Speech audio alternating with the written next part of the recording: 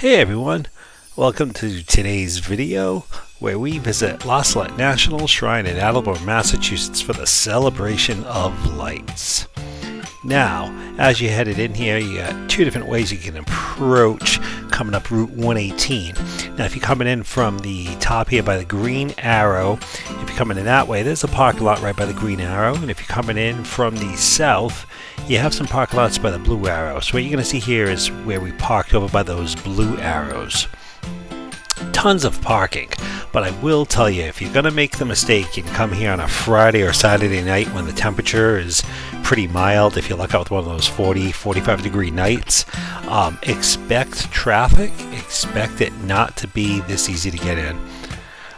So once you get out of the parking lot, you're walking in, you're hitting your main approach here, and again, this is when you park at that particular lot. If you parked at the other lot, you'd be seeing this video basically in reverse. So start at the back and rewind. But as you go in, lots of things to look at in addition with the lights. You have to remember, this is a year-round shrine. They do conduct services here, and they have a mass, weekly mass. So the grounds are active. This time of the year in November, December, you have the celebration of lights. So we headed over to the concessions and the rides. Now, there aren't many concession stands. Basically hot chocolate, cider, fried dough, apple crisp. And for rides, you're looking at them. It's a carousel, a little train for the kids. There's also a hayride, but that wasn't even running tonight. So walking around, there's lots of different boxed attractions, displays you can look at, nativity scenes, etc., as you'll see throughout here. But most of the people are coming here for the lights, and as you can see, there is no shortage of those. One of the things that draws people to this attraction year after year is that many attractions, they'll tell you it's a festival of lights or celebration of lights, but here they definitely have lights. You cannot be disappointed if you came to see a multitude of those. Now, we came on tonight, it was actually pretty interesting. They were doing a choir, some Christmas songs, and we're about to go inside here into the building that you just saw, the main shrine, and we got to see them perform. And these are just the grounds, and there's no set way you have to walk them. You are free to roam them at your leisure. Just try to remember what you saw and what you didn't see. This way you don't miss anything, or so you don't see the same thing over and over. So here we are going to start walking into the main shrine, which is to our left. You go under this overhead concourse, through those doors, and that'll bring you inside, and here is where the choir was performing,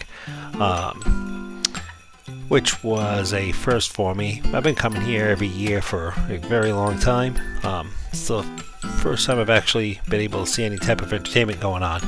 Now, last year when I came, they had a vendor trade show, kind of like a crafter tables set up. There was a lot of stuff that you could look at and purchase and buy. To this visit, they did not have that, so you might want to check out their website or Facebook page ahead of time. Memorial candles available for $5 a candle. Now, if you're looking for something to eat as you keep walking along here, there is a gift shop to the left, but there's also a food court that we're approaching. The gift shop I do not have video of here. We didn't go in there, it was really crowded. But as you go here, where you see food court entrance, pretty nice. When you go down through there, fire pits, some propane heaters, although those were not turned on today. We definitely could have used them. It was about 30 degrees, but the fire pits were nice. They have a few of those going. Again, you can get coffee, cider, hot chocolate, and in the food court they do have sandwiches, meals, things like that you can get.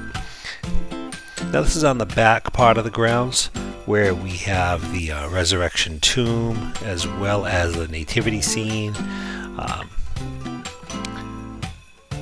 Lights on both sides of the path as you walk along, and when you see this break here, this is where you'll get a better look at the nativity scene as well as Clopper the donkey, who's here every year. Now up there, those are the steps. You can go up these. They advise you to kneel on your way up and say a prayer on each step. Some people do that, but if that's not your cup of tea, you can just walk up the path on the right hand side to get a view from the top. No kneeling required. Here we go, and just walking along the back of the grounds. Again, more lights, more vignettes to look at.